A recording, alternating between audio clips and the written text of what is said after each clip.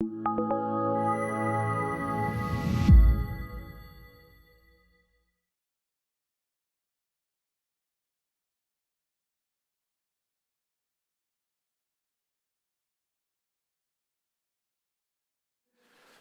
in Matthew 19, verse 1. Now, when Jesus had finished these sayings, he went away from Galilee, which is northern Israel, and entered the region of Judea beyond the Jordan, which is southern Israel. And large crowds followed him, and he healed them there. So in Matthew 19, Jesus is a rock star. He's the Justin Bieber of 2,000 years ago. Everybody wants to be near him. Everybody wants a picture with him. Everybody wants to say, I know him. And so Jesus right here, huge crowds are following him. And in that crowd are people that are kind of trying to persecute him too, which are called the Pharisees. They're like the religious leaders of Jesus' day. Verse 3, and the Pharisees came up to him and tested him by asking, is it lawful to divorce one's wife for any cause? And Jesus answered, have you not read, speaking of the book of Genesis in the front of your Bible, have you not read that he who created, circle created, them from the beginning made them male and female, circle male and female, and said, therefore, so because God made males and females, therefore, because of that, a man shall leave his father and mother and hold fast to his wife, circle hold fast, and the two, circle two, shall become one flesh, circle one flesh. So they are no longer two, but one flesh. What therefore God has joined together, let not man separate. Then they said to him, well, why then did Moses command one to give a certificate of divorce and to send her away? And he said to them, because of the hardness of your heart, Moses allowed you to divorce your wives. But from the beginning, it was not always so. And I say to you that whoever divorces his wife, except for sexual immorality, and marries another, commits adultery. Circle adultery. And the disciples said to him, so the disciples are like, wow, that was heavy. So now they're coming to him like getting some clarity. And they say, in verse 10, the disciples said to him, if such is the case of a man with his wife, it's better to not marry. But he said to them, not everyone can receive this saying, but only to those to whom it is given. For there are eunuchs who have been so from birth, and there are eunuchs who have been made eunuchs by men, and there are eunuchs who have made themselves eunuchs, ouch, for the sake of the kingdom of heaven. Circle kingdom of heaven. Let the one who is able to receive this, receive it. Ready? Everybody pay attention.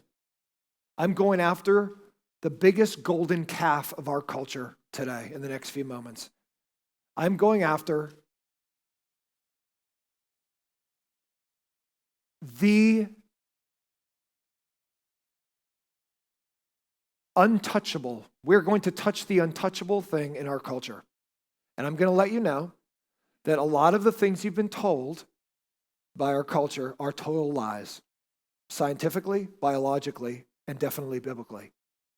So as your pastor, I'm going to walk you through some of the deepest water many of you have ever walked into, and especially if you're in your teens or you're in middle school here or in college, you're just starting college. This is stuff you've probably never heard. You've just been force-fed stuff on TikTok and Instagram and Twitter literally your whole life about sexuality. But we're going to follow Jesus today and find out what's true, both theologically from Scripture, biologically, how God actually built you, and sociologically, how we should interact if we disagree. How you like them apples? Everybody ready? Hey, we're going after our cultural sacred cow, and we're going to put a bullet in its head. So everybody ready? Here we go. If you got your notes, pull them out. If you got a bulletin when you walked on campus, those of you campus people, pull out the notes inside the bulletin. If you're watching online, at the top of the comment section on Facebook is a link. Click on that link, and my notes will drop down. Number one is this. Here's our cultural belief right now. My feelings are my standard of truth. My feelings are my standard of truth. Now watch, if you're younger in here, that's all you've ever heard. How I feel is what's true for me. And what's true for me might not be true for you, but don't tell me I'm wrong, because you have your truth, I have my truth, and let's just all live together.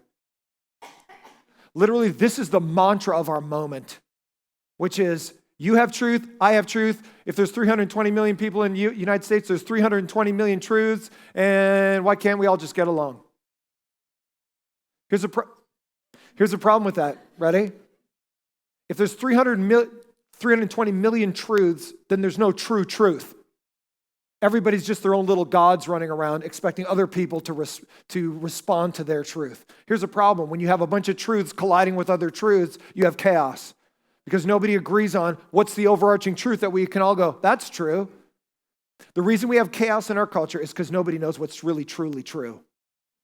Because everybody has their own feelings about any particular issue. And if you disagree with me, I call you a hater and kick you out of my life or get you kicked off Twitter or get your business bombed or whatever. Our cultural moment right now is, I have truth, you have truth, everybody has their own truth. We are our own little gods. Ready? Here it is. Ever since I can remember, I had same or both sex attractions. I know I was born this way. And since I can't choose how I feel, other people must approve of my lifestyle. My feelings and desires are my guiding principles in when I make decisions, including if I feel trapped in the wrong body and want to transition to the other sex. So watch, this paragraph is literally the world we're living in right now. A couple things. I just mentioned two massive things, and I'm going to put them together to deal with them from Matthew 19. Everybody pay attention. One is this. I heard this back in the 80s. This was the big mantra coming out of the 70s. Was you're born gay. And if you're born gay, then it's prejudice for people to go, you shouldn't act that way. My whole life has been that. And it's even worse now. Now transsexualism has joined the fray. But watch, my whole life was basically the idea that you're born this way. Even Lady Gaga, you're born this way, right? So it saturates our culture. You've been deluged in the idea that I'm born gay. And you know how I know I was born gay? It's because I've never, ever been attracted to the opposite sex. Ever since I can remember, I've been attracted to the same sex. So watch, that's my standard of how I know I'm born gay. I want to be very clear. Just because you felt something for a certain amount of time or have never remembered you felt differently doesn't mean that's genetically born that way. I want to be really clear. Just because you've always felt that way does not extrapolate into I'm born this way. Feelings don't dictate, and many times are not dictated by genes. We don't even know where desire resides in our minds or our souls. Desire is a totally different thing oftentimes than our actual physical beings. Watch this. My whole life, I've been told I'm heterosexual, I'm homosexual, I'm bisexual, I'm pansexual. Doesn't mean you love pans. It means pan means everything. So in other words, whoever I'm sexually attracted to, I'm going to sleep with that person, and that's my truth. My truth are my feelings. And my feelings say, I'm going to sleep with that person, I'm going to sleep with this person, I'm going to sleep with 28 people, I'm going to whatever I want to do. Our culture right now says, you have a category. What category are you in?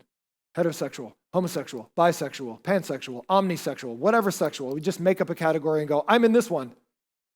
How do you know you're in this one? Because this is the way I feel. I've always felt this way. Oh, then you must have been born this way. And because you're born this way, nobody should treat you poorly. Because you can't help what you're born with. It's like what skin color you're born with. I can't help it. It's my genetics. You don't like Norwegians? I don't know what to tell you. I'm going to be that my whole life.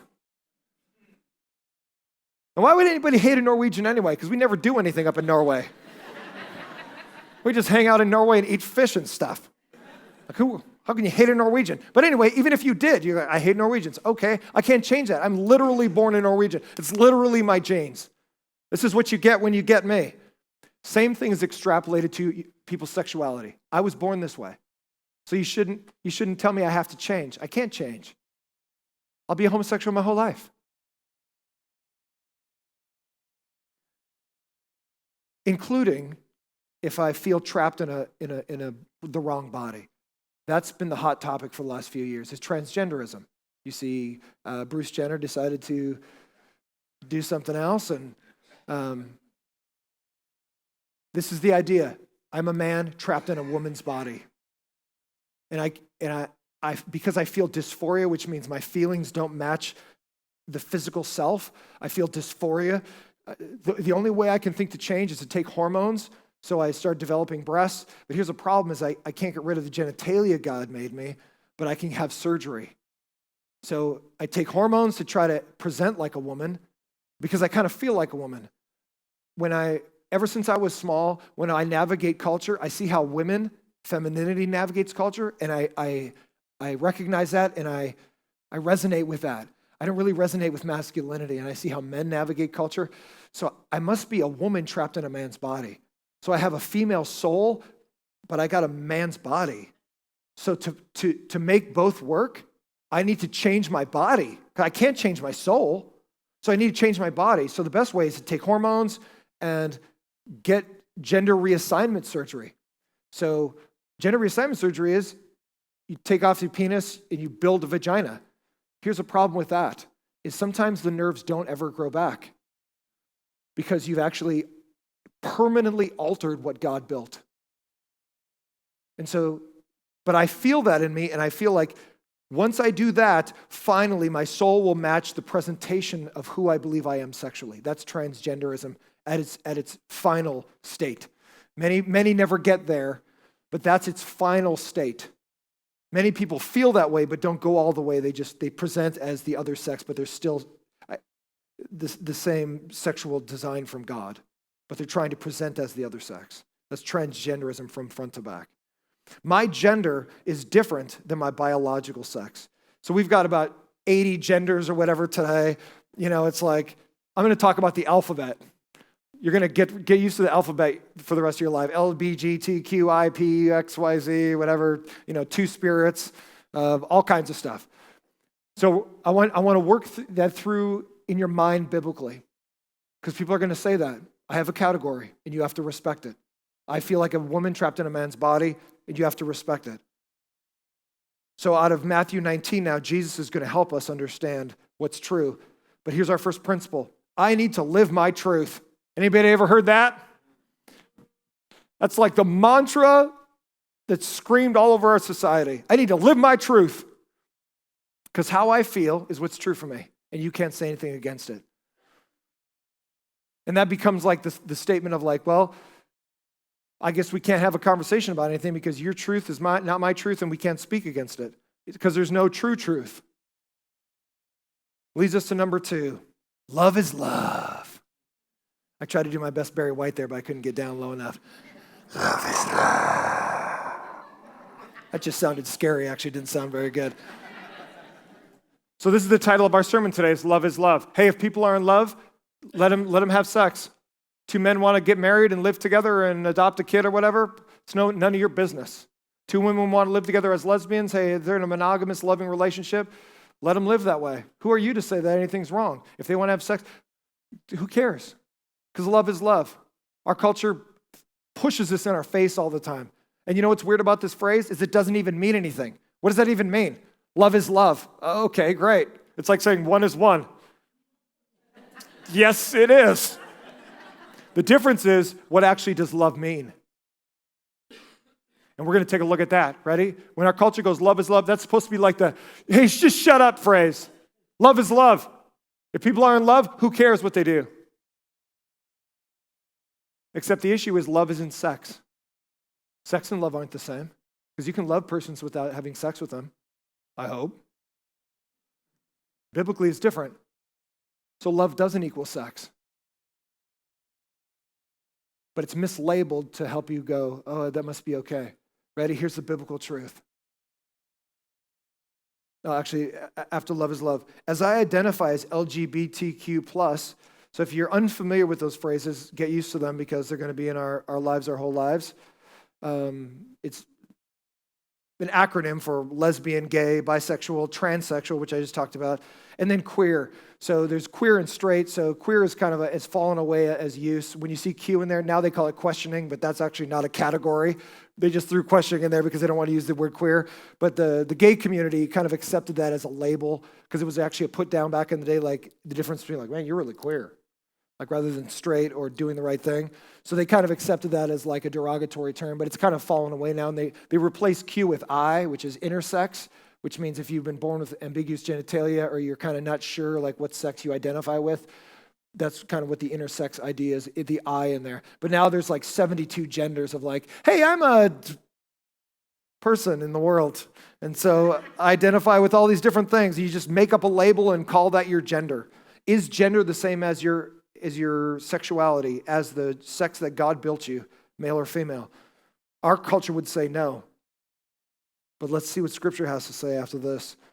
As I identify as LGBTQ+, I believe that people can be with anyone they love. Bible passages speaking against gay relationships are actually a misunderstanding, as love is love. And to disagree with that is damaging and hateful. Gay rights are human rights and the new civil rights.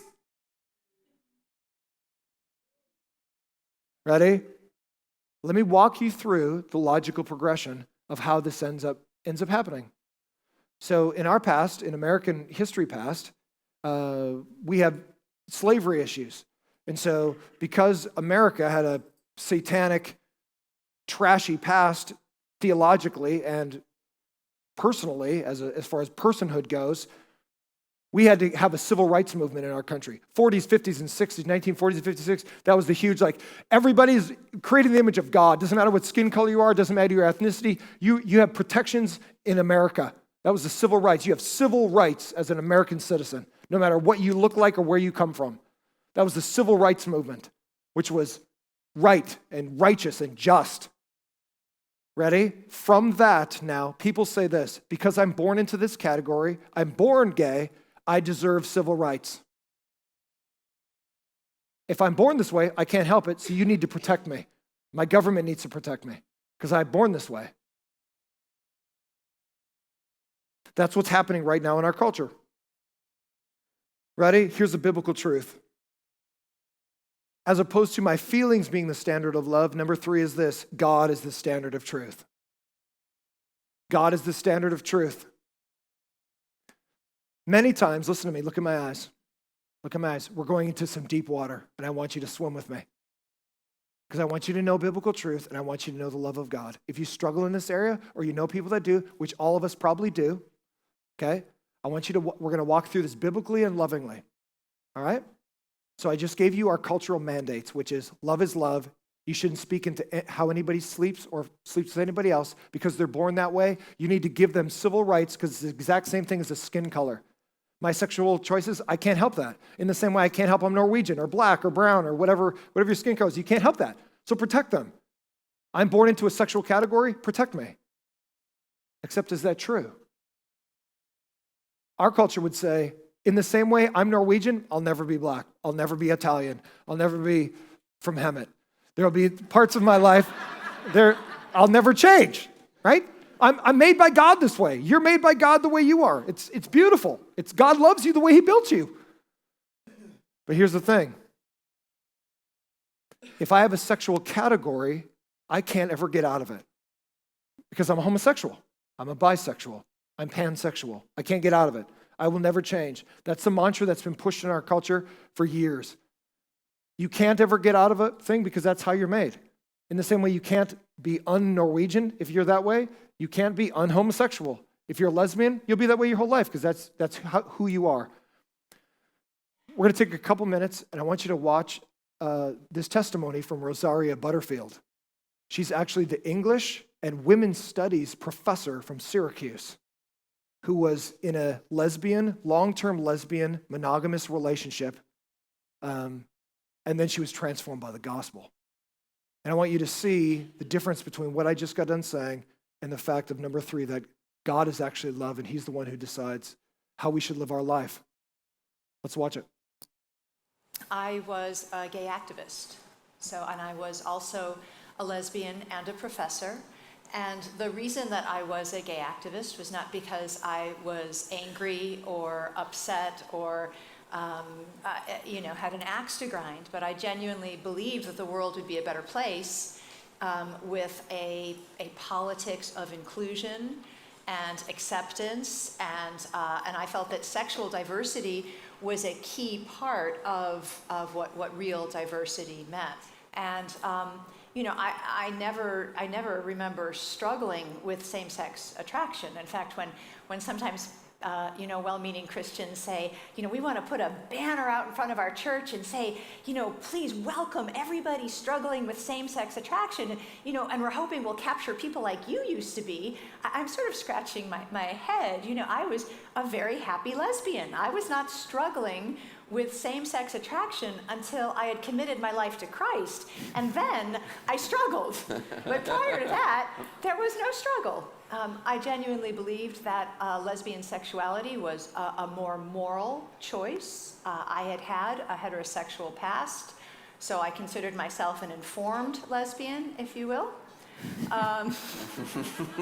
Sorry, wasn't raised in the evangelical church, so I'm not quite. I'll probably say other things in the next 10 minutes that might cause a flurry. And I just really did not understand it. And I remember once speaking at a gay pride march, and there was someone who had a placard up that said, "AIDS is God's curse on homosexuals." And one of my friends quickly made a placard that said, "If AIDS is God's curse upon homosexuals, then lesbians must be God's chosen people." And I think, I say that, I'm not just to be a smart aleck, but I think people don't realize that when you choose to not share the gospel, but instead choose a kind of easy Christian moralism, it is so easy to defeat. It both angers and goads and confuses, but it also it falls apart. Yeah. So how did you come to Christ? Yeah. Well, I had written an article that was published in the Syracuse Post-Gazette, and it was on the Promise Keepers. And I don't remember what the Promise Keepers did. Maybe my favorite parking spot was missing that week, but they came to town, and I was very much on a war against patriarchy, and so I wrote this letter. And I had just recently co-authored the university's first domestic partnership policy. So, so I think I was kind of in the news. And an elder at the Syracuse Reformed Presbyterian Church brought my op-ed and put it on Pastor Ken Smith's desk and said, "Look, we need to shut this woman up. She's trouble." And Ken apparently said, "Oh, how about if Floy and I invite her over for dinner?" And I was at the time writing a book on the religious right from a lesbian feminist point of view. And so when Ken wrote me a letter and when we subsequently talked on the phone, I quite frankly thought, yeah, I'd love to go to dinner at your house. This is like a free research assistant for my book, because I was a real scholar and I realized that, I couldn't wade through this book without help. And so that really began a very fruitful conversation that turned into a real friendship. Means to be a good neighbor. And I think when someone asked Ken recently, when did you talk to Rosaria about, the big issues there? Ken never presumed that my being a lesbian was my biggest sin. He knew it wasn't, in fact. He knew that unbelief was. And so, his house was a really interesting house to me.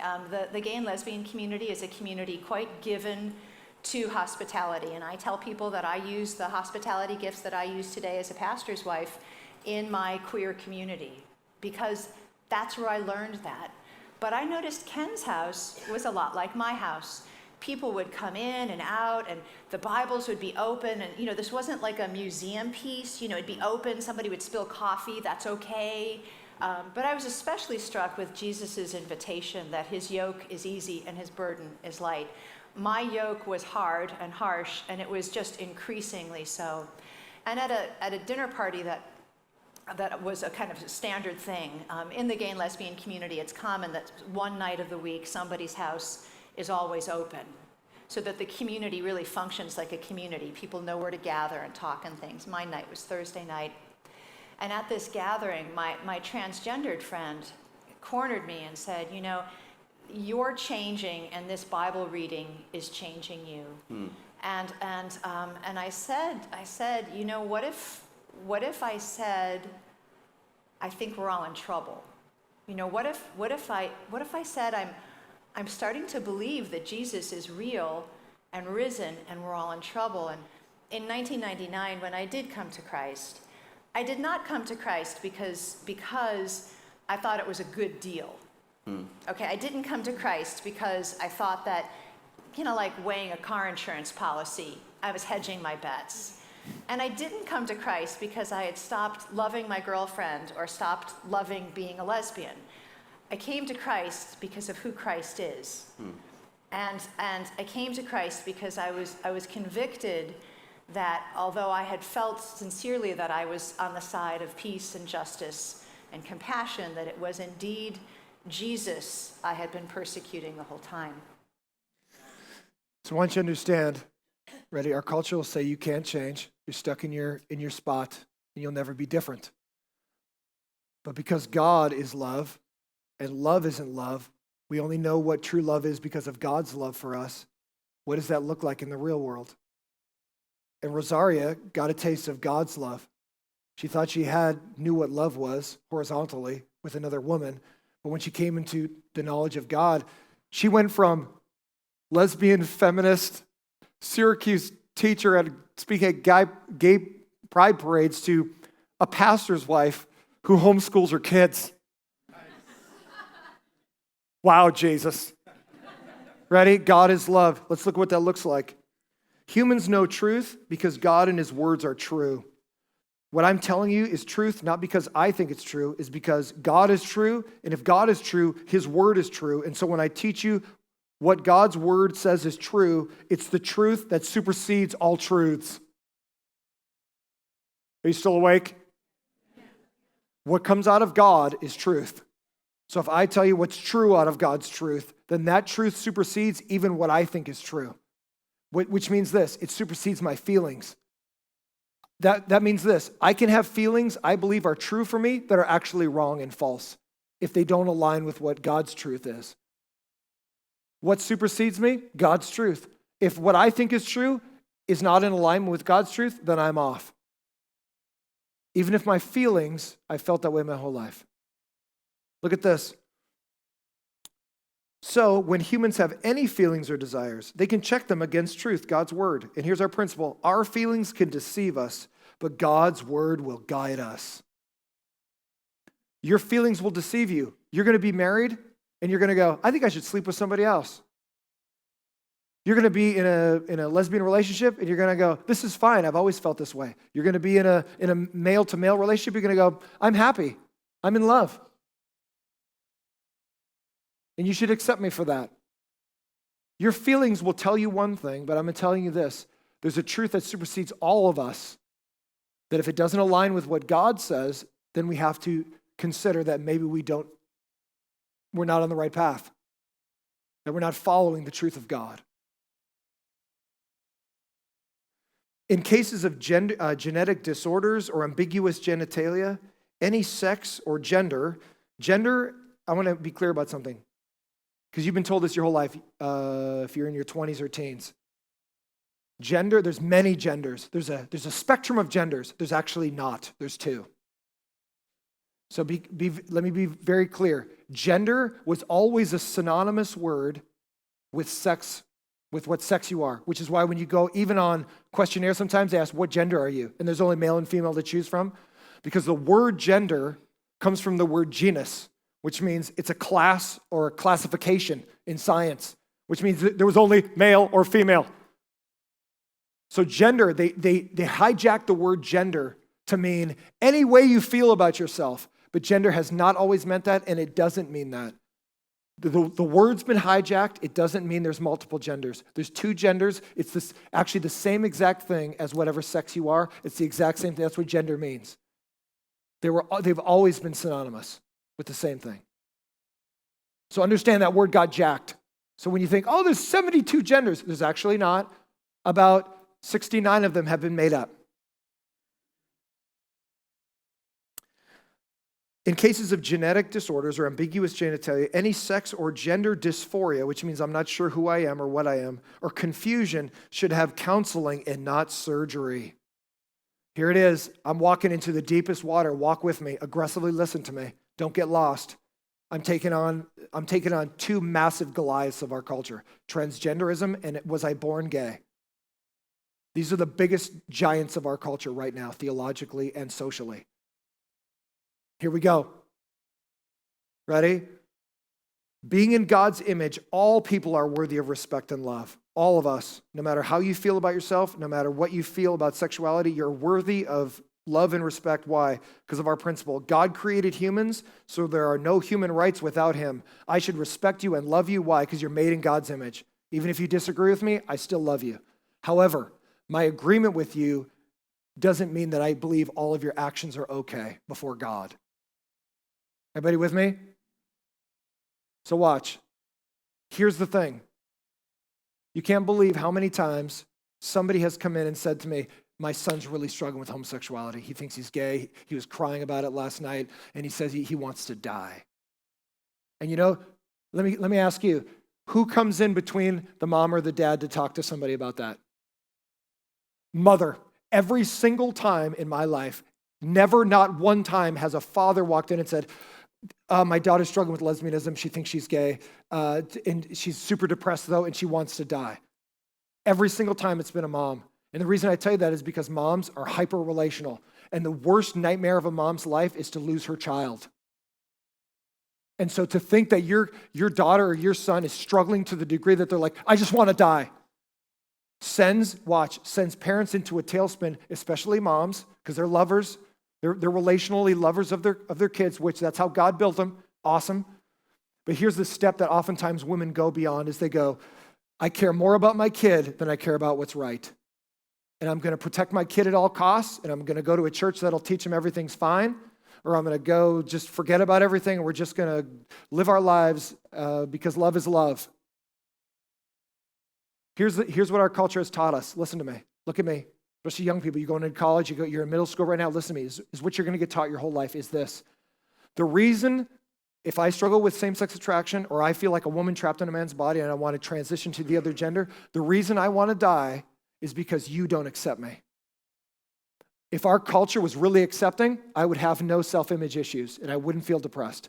You've literally been told the only reason homosexuals in this category, like we're talking about it, or transsexuals want to die is because you guys are bigots.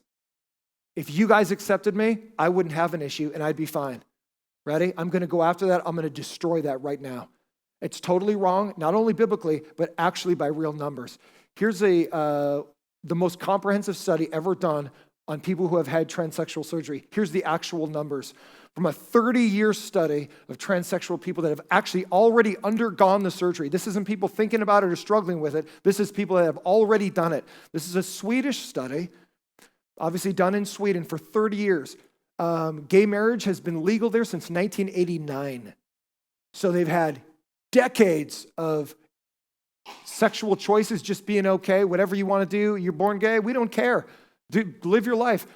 In Sweden, the government pays for your surgery. So if you go, hey, I feel like a woman trapped in a man's body, they'll go, cool, government will fix you, do your surgery. Society doesn't care. You can walk around as a transgender, doesn't care. They don't care one bit. It's the most egalitarian, open society. The Nordic, we're just as screwed up as can be. The Swedes, the Norwegians, the Netherlands, we don't care as a culture. So there's no very little cultural pressure to go like, you shouldn't act that way. Ready? That's this culture that I'm talking about. I want you to see this. Death by suicide. The controls are, go back. The controls are the normal numbers. 0.1 is the normal number. Death by suicide is 2.7, which is almost 20 times higher than a normal person in a control group. If I transition my sex, 20 times more likely I'm going to kill myself in a society that doesn't care and a government that supports you. You don't even have to pay for it. So watch, it's not true that in a society that says, we support you, we're for you, we don't care, that if you just had a culture like that, people wouldn't want to die. In this culture, it's almost the exact same numbers as the United States. If transgender, when you change your sexuality, all of a sudden you go, I want to die still? Like you feel that depressed? Our culture says it's because you haven't been accepted. It's because we're full of bigots in our culture and we're closed-minded. That's actually not true because the same numbers happen in Sweden. And they're as open as can be. They don't even care. But it's the same numbers. Look at this. Look at suicide attempts. 8, and the control is 1. 8 times more likely to attempt a suicide, which is massive. That's huge. And you know what? Those numbers are almost the exact same thing in the United States. Here's the one for homosexuality. So if you struggle with homosexuality, you're like, man, I'm depressed, I want to die. This is oftentimes when moms start spinning out and they go, I'll do whatever, I'll change my theology, we'll change churches, we'll just change everything to make sure, little Johnny or Sally is okay. Because man, you know what the problem is? Is that our society, if our society was more accepting, my daughter wouldn't feel this way, my son wouldn't feel this way. Well, actually, I have an answer for that too. Swedish study, same culture. Don't care if you're gay. Do whatever you want. Couldn't care less. No pressure at all to change. From 1989 to 2000, the suicide rate for same-sex lesbian or gay men was almost 2.5, and the dark box there is the control, which is kind of like normal suicide rates for a culture, which is about 1. So it's 2.5 times more from 1989 to 2000, and the rate for 2001 to 2016 was the exact same thing. Ready? Look at this graphic again. Many people will say, well, you don't allow homosexual marriage. Marriage makes everything better. Let me help you. For those of us that are married, it doesn't. Marriage makes nothing better. It makes life harder, actually. Watch. In the same sex, they've had same sex for decades. And look at that. The gray is the suicide rate for married gay couples is just the exact same as it is for single gay. Marriage doesn't make you happier. It doesn't make you better. It isn't about culture making you feel better so that you feel better about yourself. Listen to me. Actual data destroys the idea that if culture just accepted everybody, you wouldn't feel bad about yourself. Here's the reality. When you live your life aberrant from God's design, you will always feel lost. You will always feel depressed. Until you align how you feel with truth, you'll always feel like, what's wrong with me? And here's the reality for transsexualism, because that obviously has become a big deal. Ready? Pay attention.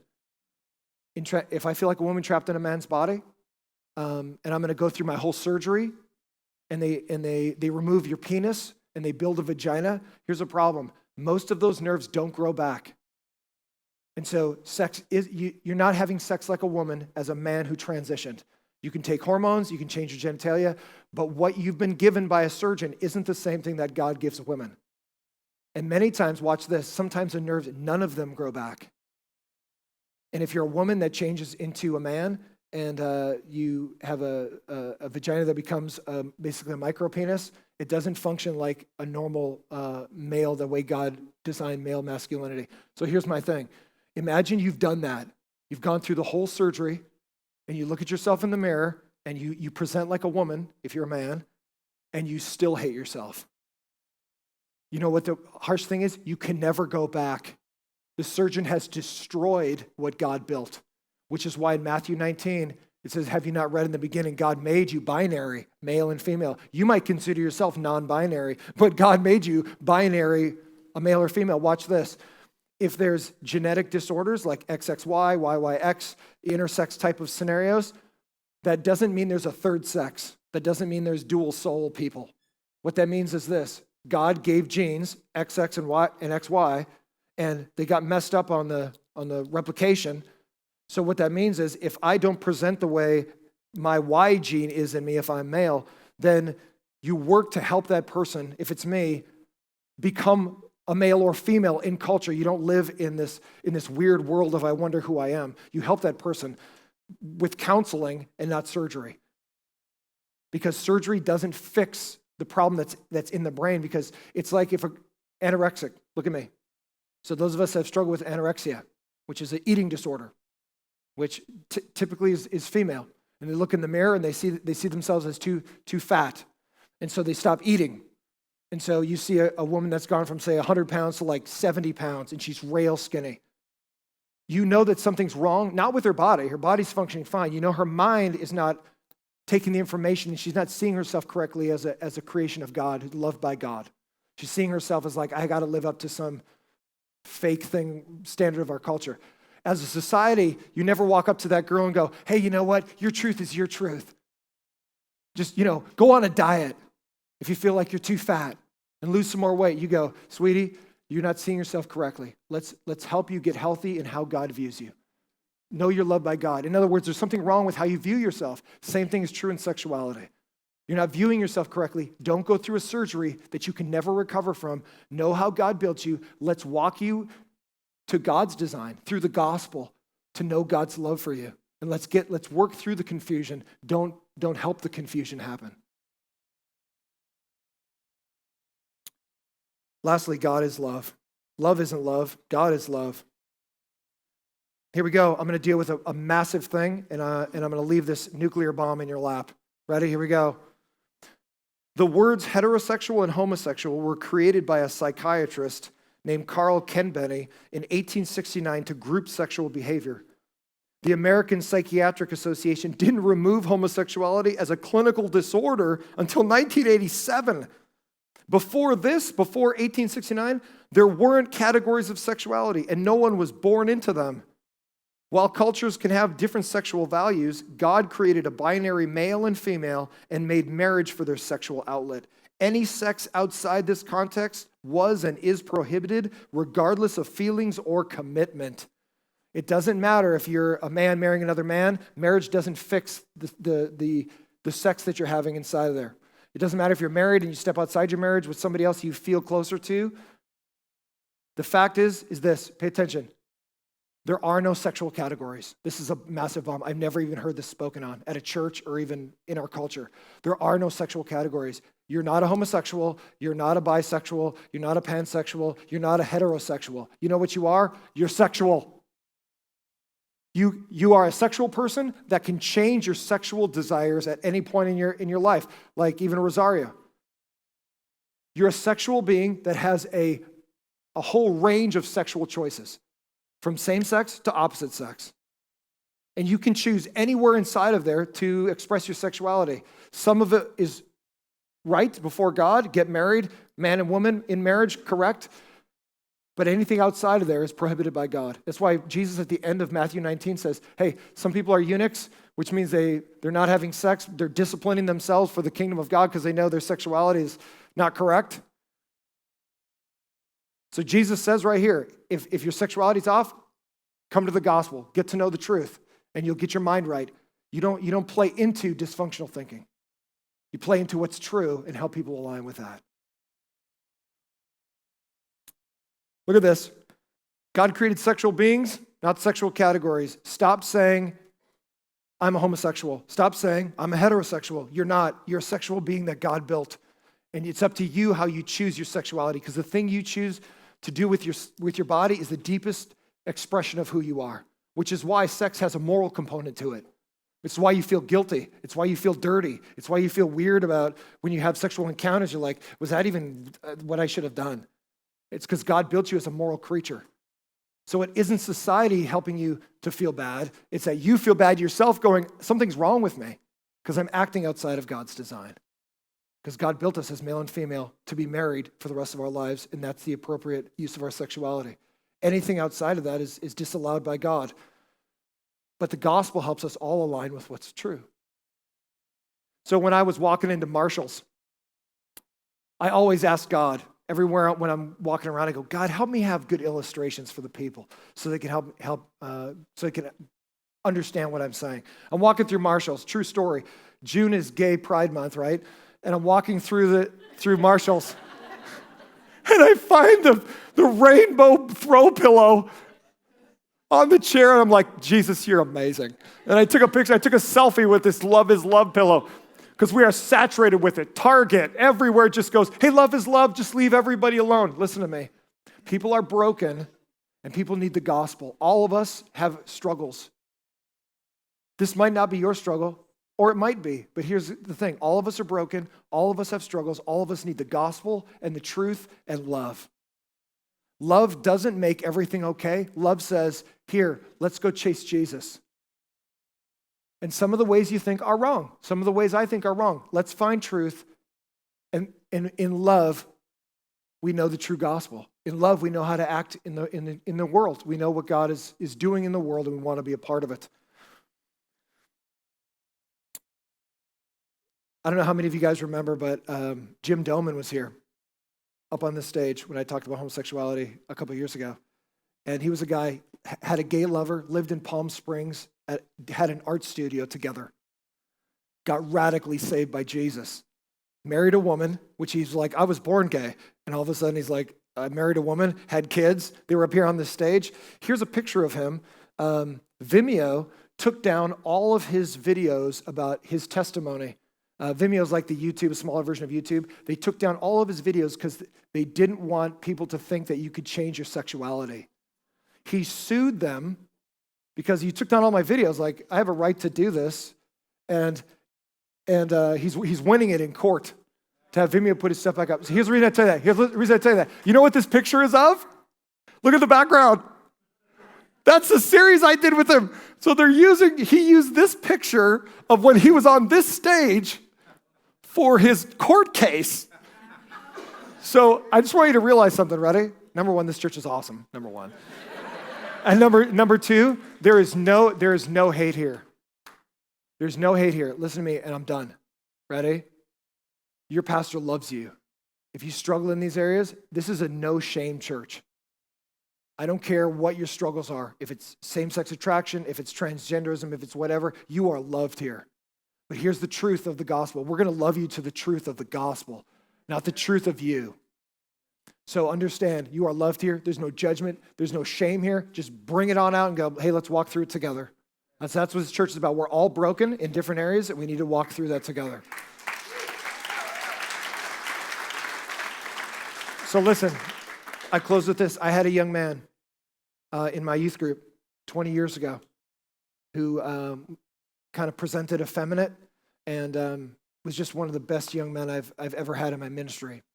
And he was like, he struggled with this exact thing. I've always been attracted to men. And so I tried to walk him through that. Long story short, by the time he graduated high school, he moved to West Hollywood and lived an pretty openly gay lifestyle in the bars down there. And so we were close friends, though. He still contacted me when he had questions about stuff. He'd show up to church once in a while. He came to this church multiple times from West Hollywood in the morning just to kind of stay connected and stuff. And he died tragically about a month ago. And his mother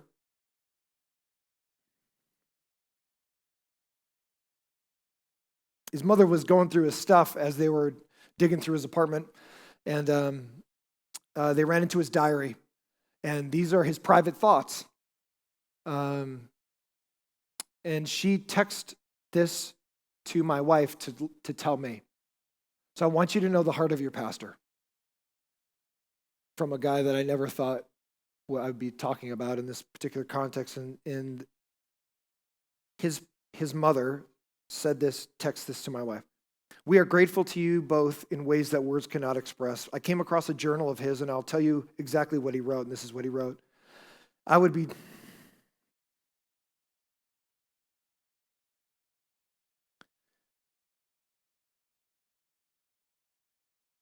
lost and broken, if not dead, if it wasn't for Jim Jackson, for he's my Jesus perspective on life, the person who truly hears me, who looks me in the eyes dead on and asks me questions I wouldn't dare ask myself.